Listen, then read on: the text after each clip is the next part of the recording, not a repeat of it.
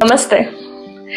आज एक common question की तरफ जाते हैं। लोग मुझे हमेशा पूछते हैं, मैडम हमारे इष्ट देवता कौन है, हमारे कुल देवता कौन है और इन दोनों में क्या फर्क होता है, और उसी के साथ में हमारे जो कुल देवता है या हमारे जो इष्ट देवता है, इसके अलावा किसी भगवान की पूजा करना मतलब गलत है क्या, या सडनली हमको उनके बारे में बहुत ज्यादा अट्रैक्शन फील हो रहा है या बहुत ज्यादा कनेक्शन फील कर रहे हैं तो हम क्या करें, है ना, कुछ गलत तो नहीं होगा। ये वाली चीजें बहुत क्वेश्चन कॉमन मुझे आता है हमेशा। तो आज इसी बात पे थोड़ा सा क्वेश्चन करेंगे हम लोग। तो ये चीजें ऐसी होती है, पहले हमारे इष्ट देवता की बात करेंगे हम लोग। इष्ट देवता मतलब आपकी सोल जिससे ना बहुत ज्यादा कनेक्ट करती है।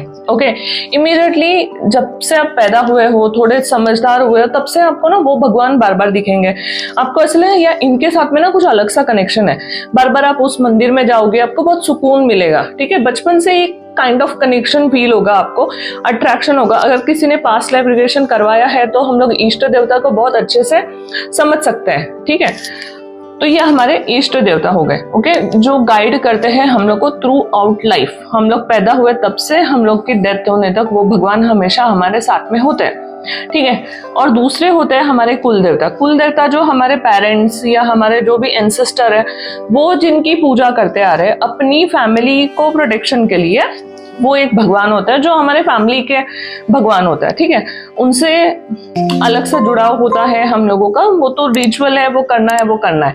ठीक है, अब आती है बात कि आपके सर्टन फेज ऑफ लाइफ पे अलग अलग भगवान एंटर करेंगे आपके लाइफ में।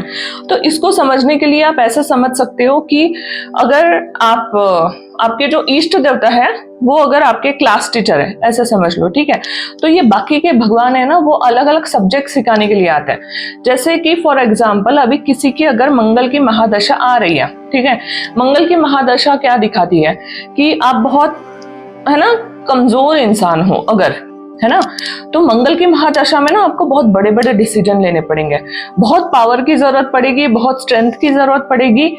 तो अब अगर आपके कृष्ण अगर आपके इष्ट देवता है तो वो ताकत कहाँ से आएगी? वो तो दिमाग देंगे, है ना, बट मंगल एनर्जी का कारक है, तो वो ताकत कहाँ से आएगी?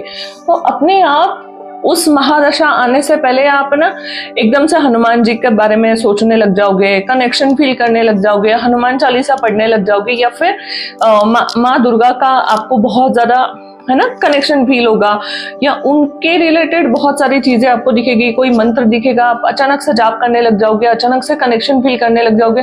फिर लोग आके पूछते हैं, मैम हम तो कृष्ण के भक्त हैं, हम अचानक से हनुमान जी की पूजा करने लग गए, है ना। तो ये वाली चीजें इस वजह से होती है बिकॉज उस टाइम पे आपको वो लर्न करना है, उस टाइम पे आपको स्ट्रेंथ की जरूरत है, उस टाइम पे आपको ताकत की जरूरत है।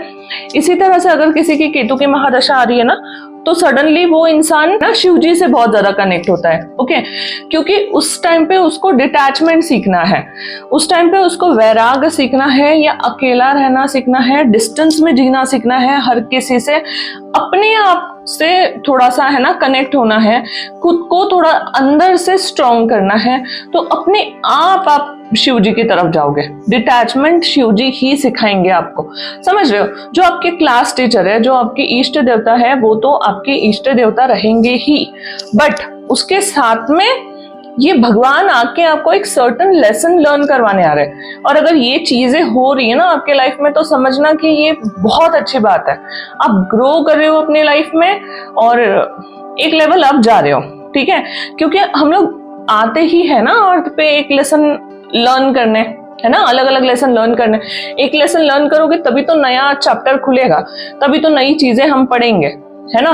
तो इसको नेगेटिव वे से ना लेते हुए ना लोगों ने इसको पॉजिटिव वे से लेना चाहिए, बिकॉज ये बहुत अच्छी बात है। अगर आपके लाइफ में ऐसे हो रहा है, अलग अलग भगवान जी आ रहे हैं, तो उनको बिल्कुल अपने इष्ट देवता को नमन करके उनका भी साथ साथ में आप, है ना, वो करना शुरू करो। मतलब प्रेयर करना, प्रार्थना करना, मंत्र जाप करना, जो भी आप कर सकते हो अब बिल्कुल करो। अपने मन को ऐसा नहीं नहीं नहीं नहीं ये तो मेरे इष्ट देवता नहीं है, मैं तो इनका जाप नहीं कर सकता, ऐसा कुछ नहीं है।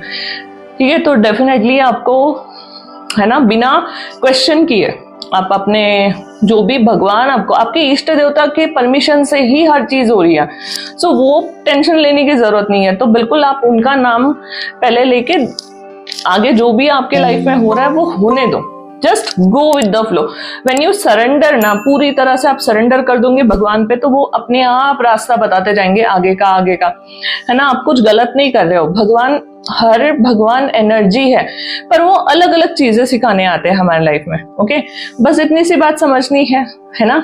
तो अगर ये चीजें हो रही है आपके साथ में, तो ऑल द बेस्ट, ग्रोथ हो रही है आपकी और आप एक लेवल अप जा रहे हो, तो अपने आप को लकी समझो और ऑल द बेस्ट। नमस्ते।